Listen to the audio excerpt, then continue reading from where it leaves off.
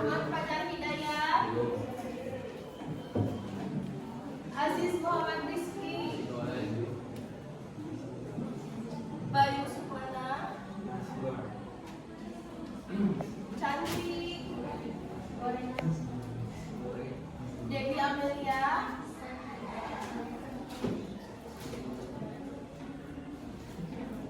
Chandra,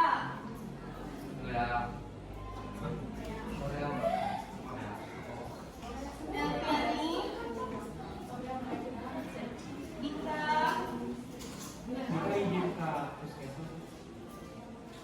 Ihsan, Indriani Nurlela, Inmania, Irawati, Leni Herawati,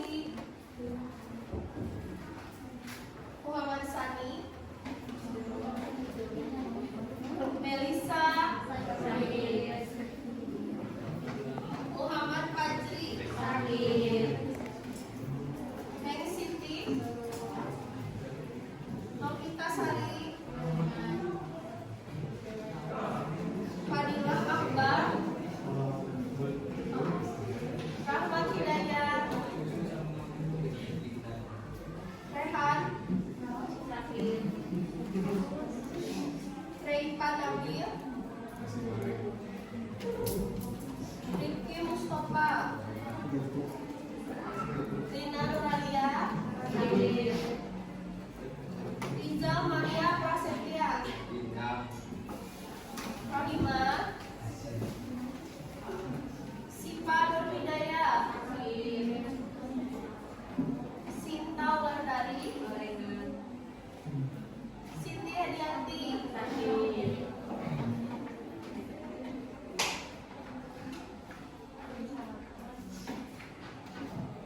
Tia Susanti, Tuti Apreni, Mulia Salsabila, Wahyana, Muhammad Widi Muhammad Lapsi,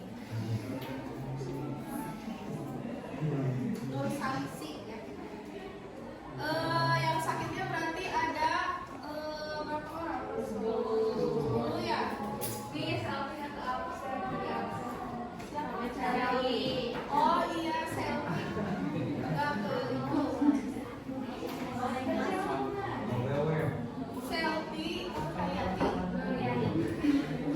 Oh iya. Sama apa selfie? Banyak yang belum makan. Padahal kalau pagi-pagi kita harus sarapan dulu biar kuat ya. Biar otak kita mencerna dengan baik pembelajaran. Mulai hari besok diusahakan semuanya sarapan dulu dari rumah ya, biar gak sakit perut, biar gak pusing saat pembelajaran.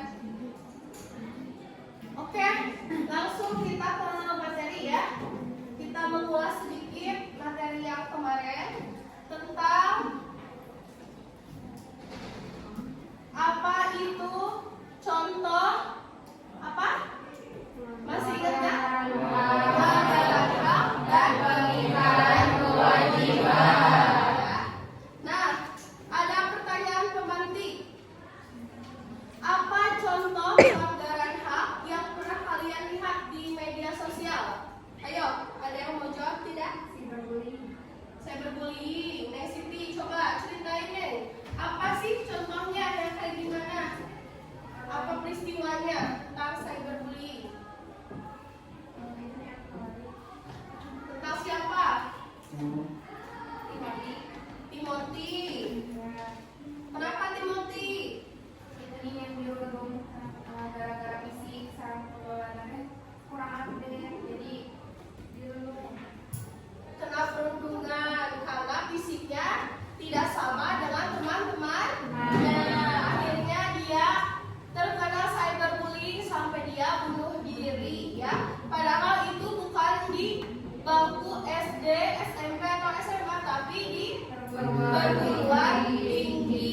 Tapi tidak menjamin ya umur kita sudah sudah besar, umur kita sudah dewasa, tidak menjamin kalau pemahaman kita tentang menghargai hak itu bisa saling menghargai. Akhirnya dia terkena bullying oleh teman-temannya di mahasiswa kedokteran ya, di mahasiswa kedokteran. Padahal dia tuh calon dokter, calon menyelamatkan orang yang sakit, tapi dia membuli temannya ya. Nah, capaian pembelajaran dan tujuan pembelajaran di hari ini, kita capaiannya bisa untuk menganalisis kasus pelanggaran hak dan pelanggaran kewajiban warga negara dan merumuskan solusi dari permasalahan tersebut ya. Berarti kita harus mengaitkan pelanggaran dan solusi yang harus kita lakukan untuk mencegahnya ya.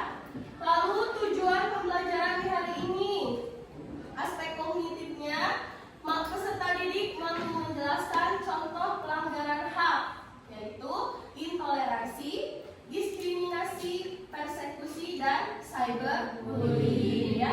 Di aspek afektifnya, kita peserta didik mampu menunjukkan sikap toleransi, menghargai perbedaan, dan menolak tindakan diskriminasi. Lalu di aspek psikomotor, kalian peserta didik mampu menganalisis situasi pelanggaran hak melalui permainan ya. Nanti kita ada permainan. Lalu definisinya, pelanggaran hak dan pengingkaran kewajiban merupakan fenomena yang sering terjadi di kehidupan masyarakat. Berarti masih banyak ya yang terjadi tentang pengingkaran kewajiban dan pelanggaran hak. Banyak orang tidak menyadari bahwa tindakan tertentu sebenarnya termasuk pelanggaran hak orang lain atau pengingkaran kewajiban sebagai warga negara ya. Apabila dibiarkan, kondisi ini dapat mengganggu keharmonisan sosial, merusak persatuan, dan mengancam nilai-nilai kemanusiaan. Kalau di Indonesia terlalu banyak pelanggaran hak dan pengingkaran kewajiban, berarti negara kita akan cepat maju tidak? Tidak, karena sudah krisis dalam negeri ya, karena sumber daya manusianya masih rendah, masih saling menjatuhkan, masih saling membuli antar warga negara ya. Nah, kita sebagai generasi muda yang akan merubahnya. Nah, dalam pembelajaran ini peserta didik mempelajari 4 contoh utama ya. Kita akan mempelajari 4 contoh pelanggaran hak dan pengingkaran kewajiban ya yang sering terjadi di kehidupan sehari-hari. Yang pertama ada intoleransi dalam hidup beragama. Yang kedua diskriminasi. Yang ketiga persekusi, dan yang keempat cyberbullying ya. Nanti kita bahas satu-satu. Ada yang mau ditanyain sampai sini? Ada? Paham semuanya ya?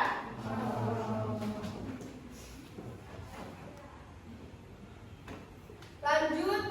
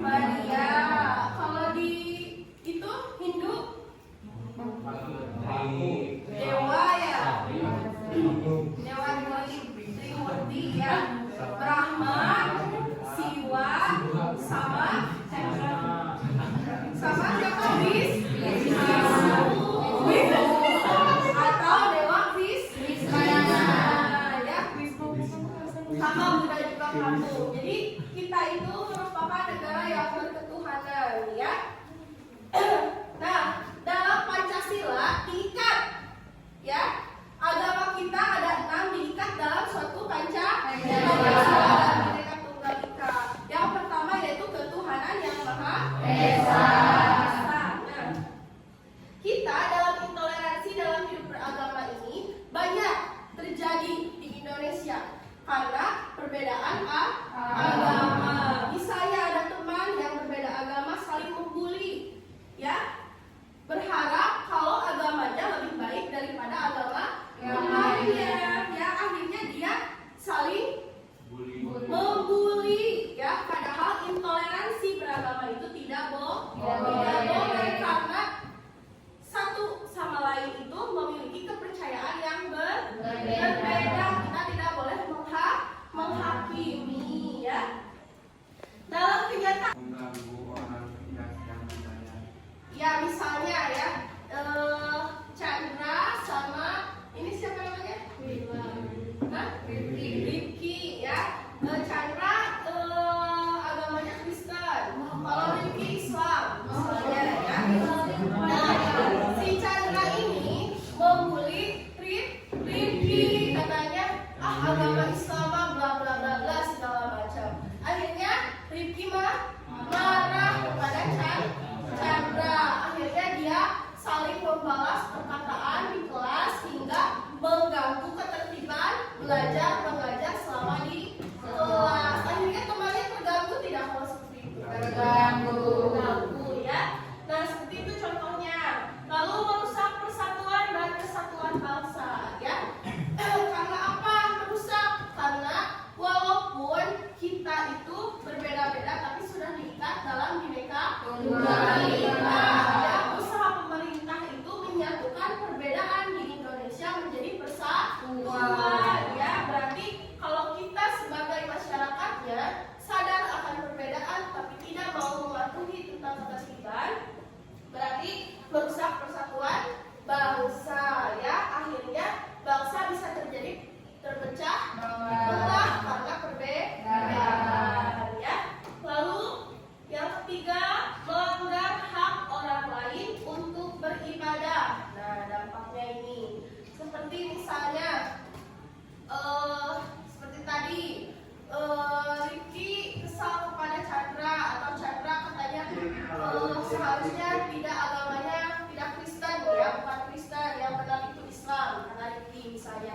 Akhirnya Rifki melarang Chandra untuk beribadah di tempat ibadahnya atau di gereja, ya, itu gak boleh, ya.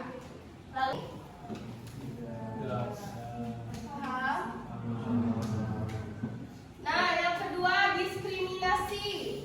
Diskriminasi adalah tindakan memperlakukan seseorang secara berbeda dan tidak adil, ya, atau dibedakan, dikucilkan secara tidak adil. Padahal di dalam Pancasila itu ada keadilan, ya. Seperti karena Indonesia banyak, ya, perbedaan suku, agama, ras, etnis, golongan, status sosial, status ekonomi, jenis kelamin, bahasa, dan pandangan politik, ya.